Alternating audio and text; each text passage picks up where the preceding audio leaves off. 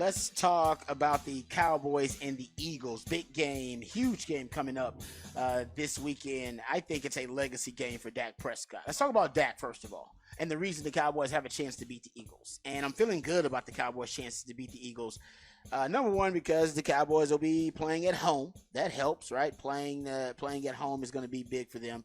There are only 4 quarterbacks in NFL history that have posted a passer rating of 100 or better in 8 straight home games. If the Cowboys, Dak Prescott's passer rating is 100 or better Sunday night versus the Eagles, he'll join the only other 4 quarterbacks to do so: Aaron Rodgers, Kurt Warner, Drew Brees, and Brett Favre. Keep in mind, he had a 115 passer rating when they played in Philly on the road. And Dak was not the reason the Cowboys lost that game, because Dak played phenomenal. And Dak has been arguably the best quarterback in the NFL in the last 4 weeks. He has been unbelievable. Matter of fact, the most dangerous quarterback wide receiver combination in the NFL in the last month has probably been CeeDee Lamb and Dak Prescott. They've been unbelievable. Dak has, how about this? He has the fewest turnover-worthy plays in the NFL. He has the lowest turnover play rate in the NFL. And it's according to Pro Football Focus, and he leads the league in big-time throw rate. So he is making better decisions than any other quarterback right now in the NFL, and making the fewest mistakes when he's throwing the football. And he's actually making more accurate down the field throws in critical moments than any other quarterback. That's basically what the big time throw rate and turnover worthy play rate. That's basically what it's all about. If you go look at it, and this is where I think he's going to get a bit of a boost. That two things: the Eagles defense is struggling. That's the first boost he's going to get. The Eagles defense was playing better the first time Dak played them, and they weren't great then, but they have continued to regress. The Eagles, if you go look at 3-and-out rate, defense forced 3-and-out rate, they're at 9.4% forced 3-and-out rate against opposing offenses. That's the 3rd worst number in the NFL. And the Cowboys, in terms of their 3-and-out percentage, they're offensively above 11.3% in the second half of the season. That would make them the second best team in the NFL in that time span when it comes to putting together sustained drives and avoiding 3-and-outs. So the Cowboys are really good at avoiding 3-and-outs, and the Eagles are really bad at getting teams off the field. That's something I think that's going to help the Cowboys. The Eagles' touchdown, first down rate allowed. This goes back to not being able to get teams off the field, because teams can keep converting and getting first downs and eventually getting touchdowns. Right now, the Eagles are second worst, I should say, in the NFL in first down, touchdown rate allowed. Only Arizona is worse and defensively at first down, touchdown rate allowed. Cowboys are only second to the 49ers, right, in offensive first down and touchdown rate. They're moving the football and they're converting at a really high rate. So the Cowboys really good at putting together sustained drives. Eagles really bad at getting opposing offenses off the field. That's a bad matchup for them. And something else that's helping the Cowboys that they didn't have in the first meeting, they didn't have a running game. The first meeting, the Cowboys played the Eagles. They had 71 rushing yards on 21 attempts. Just not going to get it done. But since week 10, the Cowboys, basically since they played the Eagles, because they played the Eagles in week 9. So since then, week 10 versus the Giants, 168 rushing yards. Week 11, 107 rushing yards. Week 12, 100 rushing yards. Week 13, 136 rushing yards. So they've had at least 100 yards rushing every game since then. E pointed out after that game that you thought the Cowboys needed to work on the running game. I think the Cowboys agreed with you. That's what they've been doing in the last 4 weeks. They fixed the passing game pretty much during that first bye week they had. The passing game has been prolific since the bye week.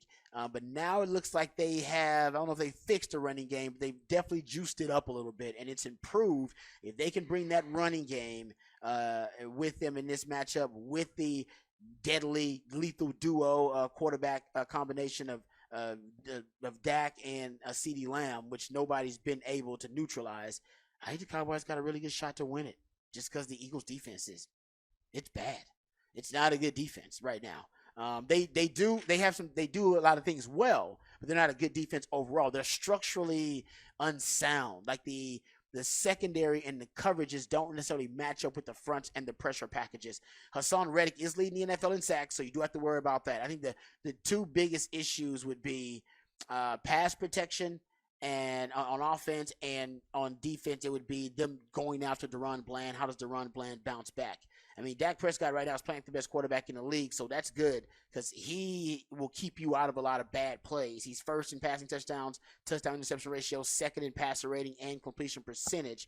But they have a complement of pass rushers that is as good as anybody in the league. Josh Sweat and Jalen Carter have combined for 10 sacks. And remember, the last time the Cowboys played the Eagles, Terrence Steele had his worst game as a Dallas Cowboy. He allowed 12 combined pressures in that game, and he had 4 sacks allowed in that game. Think about it. He's only allowed 12 pressures in the last 4 weeks combined, and he had 12 in that one game versus the Eagles. 4 sacks allowed. If that's going to happen again, the Cowboys might lose just based on that one performance because they cannot have Terrence Steele play that badly versus some of the best pass rushers in the league. And on the flip side, the Cowboys defense is legit, and I have a lot of faith in it. My concern, and I love Deron Bland, he's good, but they have gone after Deron Bland the last 2 games. 23 targets, 16 receptions allowed, 279 yards. 55% of the yardage that he's allowed for the entire season has come in the last 2 games. So he's been targeted. They're going after him. He's still making teams pay. You got to pick against Seattle, still leading the NFL in picks and in pick sixes, set the NFL record. But he's got to know that Philly's going to come after him too. If Seattle can attack him, Philly definitely going to try to attack him with their wide receiving group. 100%. And that, everything you say, Terrence Steele, if you go back to that game in Philadelphia, it was awful. He was getting pushed into Dak all the time. And it's part of the reason they only scored 23 points, but Dak threw for almost 400 yards. And that, we talk about game wreckers, one guy can wreck a game. Because if you can give your quarterback time, you just documented, you can shred this defense, but you got to give him time. And if Terrence Steele can't hold up against a really good pass rusher, whether Reddick is really good. He's awesome. And that's why the Niners were so effective last week, right? I mean, they early, they didn't do much in the first quarter because the pressure was getting to Brock, and they were kind of moving that line of scrimmage.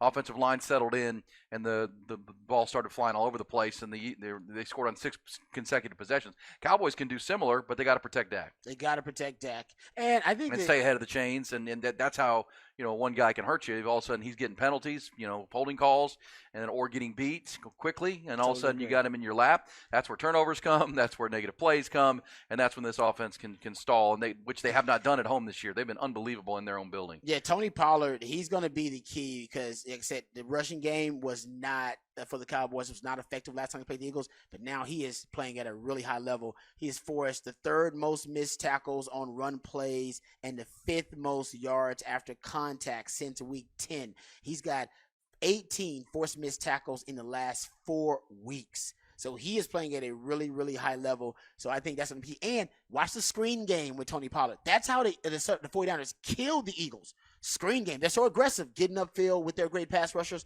They killed them in the screen game. How about this little stat? And we'll go to break. The 49ers didn't attempt a pass longer than 15 yards downfield versus the Eagles when they pound them. And they averaged 11.6 yards per attempt and 16.5 yards per completion. How? Yak yards after the catch, screen game. Debo.